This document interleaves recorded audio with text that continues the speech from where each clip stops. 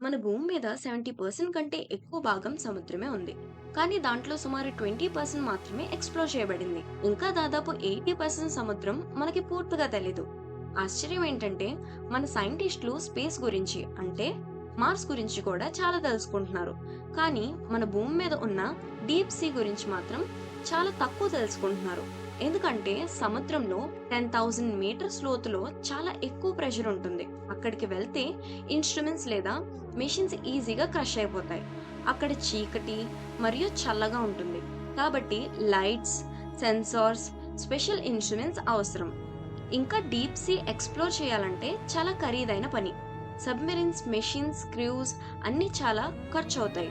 సముద్రంలో giant worms, vampire squad లాంటి వింత జంతువులు, అలాగే 1997లో బ్లూప్ అనే పెద్ద రహస్యమైన శబ్దం విన్నారు.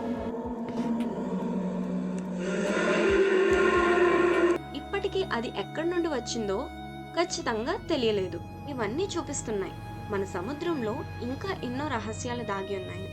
Subscribe for more.